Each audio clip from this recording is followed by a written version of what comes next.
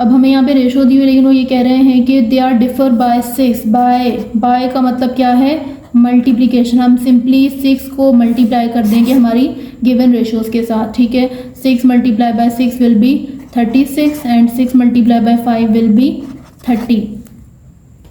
So option D is correct. Okay, the next question is the number of diagonals in quadrilateral. अब quadrilateral की बात हो रही है। क्वाड्रिलेटरल बेसिकली कहते हैं किसको हैं, ठीक है। पहले तो हम ये समझेंगे, क्वाड जो है इटसेल्फ, इसकी मीनिंग होती है मतलब कि 4 साइड, और 4 साइड्स का मतलब कि 4 एंगल्स होंगे और 4 ही उसके जो है वो वर्टिसेस होंगे। और उसमें जो हमारी कौन कौन सी शेप्स आ सकती हैं, that will be a square, that will be a rectangle and so on, ठीक है।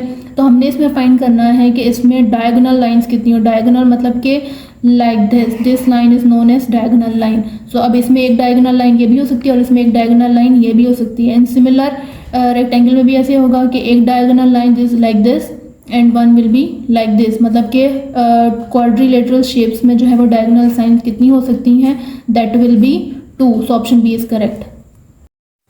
Okay, the next question is a square portrait whose area is 2025 centimeter square. Each side of the portrait is, अब यहाँ पर जो है वो हमें square shape का एरिया गिवन है, ठीक है, जो कि कितना वो कह रहे हैं कि 2025 सेंटीमीटर स्क्वायर, और हमें फाइंड क्या करना है, उसकी एक साइड की लेंथ फाइंड करनी है। And when we have area, अगर हमें जब एरिया जो है वो गिवन हो इस तरह से और हमने उसकी साइड फाइंड करनी होती है, तो इसका जो है वो अल्टरनेट यही है कि इसका जो है वो हम स्क्वायर रूट ले लेते हैं और 2025 का स्क्वायर रूट जो है वो होगा 45।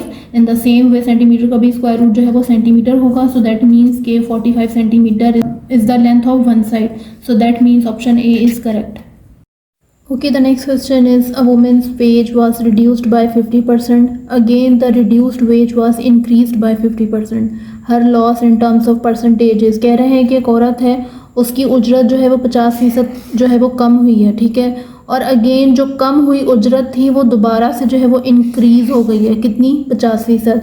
तो फाइंड करना है कि हर loss in terms of percentage, उसका मतलब कि लॉस कितना हुआ इन टर्म्स ऑफ परसेंटेज। अब अपेरेंटली क्वेश्चन हमें देखने में लग रहा है कि 50% अगर कम हुई तो 50% बढ़ी भी तो है, लेकिन जो है यहाँ पर थोड़ा सा ट्विस्ट है। और ट्विस्ट क्या है कि जो 50% बढ़ी है वो बढ़ी किस पर है, वो रिड्यूस्ड पर बढ़ी है। मतलब कि रिड्यूस होने के बाद जो अमाउंट था वो उस पर 50% बढ़ी है। तो यहाँ पर जो है वो हम मैथमेटिकली चेक करेंगे कि वो अमाउंट जो है वो कितना है और उसकी परसेंटेज कितनी है, ठीक है। तो सपोज कर लेते हैं यहाँ पर कि जो औरत है उसकी उजरत मतलब कि उसकी जो वेज है उसको मिल रही है, सपोज कर लेते हैं कि ₹100, ठीक है। अब हमने जो है वो फाइंड करना है कि 100 रुपीज़ के हिसाब से अगर 50 रुपीज़ कम हो रहे हैं, मतलब कि डिक्रीज़ हो रही है अगर 50%, तो वो कितनी होगी। तो हमें बताया कि 100 जो है वो 100 का जो है 50% जो है वो कितना होगा, वो होगा 50 रुपीज़। तो इसका मतलब हुआ कि 100 में से जो है वो हम सिंपली 50 को माइनस कर देंगे और हमें पता चल जाएगा कि आफ्टर डिक्रीज़ उसका जो अमाउंट है वो कितना होगा, वो होगा 50 रुपीज़, जो कि उसको अब मिल रहा है, ठीक है। उसके बाद कह रहे हैं कि रिड्यूस्ड अमाउंट, मतलब कि रिड्यूस्ड अमाउंट पर दोबारा से जो है वो 50% इंक्रीमेंट लग गया है। तो अब हम फाइंड करेंगे कि आफ्टर इंक्रीमेंट जो है वो उसकी अमाउंट कितनी है 50% पर, ठीक है। अब रिड्यूस्ड के हिसाब से हमने फाइंड करनी है, क्योंकि क्वेश्चन में कहा गया है कि अगेन द रिड्यूस्ड वेज, ठीक है। रिड्यूस्ड वेज की हमने फाइंड करनी है कि रिड्यूस्ड वेज पर अगर 50% जो है वो अगर लग रहा है अमाउंट, तो वो कितना होगा। तो यहाँ पर हम सिंपली क्या करेंगे कि 50 प्लस, और यहाँ हम लिख लेते हैं कि 50% ऑफ 50, ठीक है। तो 50% ऑफ 50 हमने यहाँ पर क्यों लिखा है, क्योंकि 50% जो है वो अमाउंट बढ़ रहा है, लेकिन किसका बढ़ रहा है, 50% जो कि उसको अमाउंट अभी डिक्रीज़ होने के बाद मिल रहा था, उस पर 50% जो है वो अमाउंट इंक्रीज़ हुआ है। तो हम ये फाइंड करेंगे कि 50% ऑफ 50 जो है वो कितना होता है। तो सिंपली जो है वो यहाँ पर हम 50 को ऐसे ही लिख देते हैं, और 50% ऑफ 50 मतलब बात हो रही है, तो यहाँ हम डायरेक्टली कह सकते हैं कि 50 का आधा कितना होता है, वो होता है 25 रुपये। तो ठीक है, अब हमारे पास अमाउंट जो है वो सिंपली ऐड हो जाएगा और वो हो गया 75 रुपीज़। मतलब कि अब उसको अमाउंट जो है वो कितना मिल रहा है, वो मिल रहा है 75 रुपीज़। ओके, अब यहाँ पर हमने फाइंड करना है उसका लॉस, जो कि मेन चीज़ है कि उसको लॉस कितना हुआ है, कि मतलब कि लॉस किस तरह से, क्यों जाहिर सी बात है डिक्रीज़ हुई फिर उसके बाद इंक्रीज़ हुई है, तो हम जो है उसका लॉस फाइंड करेंगे। तो लॉस कैसे फाइंड करेंगे कि जो उसकी इनिशियल अमाउंट थी, उसका इनिशियल अमाउंट जो है वो क्या था, 100 रुपीज़। ठीक है, इनिशियल अमाउंट लिख लेते हैं और उसको जो फाइनल अमाउंट है वो माइनस कर लेते हैं।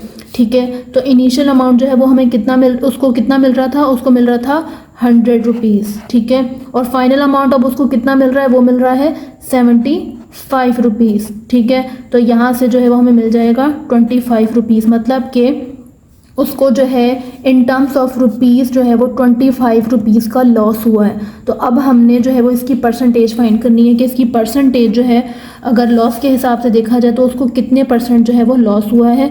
तो उसके लिए क्या करेंगे, हम इसकी परसेंटेज फाइंड करेंगे।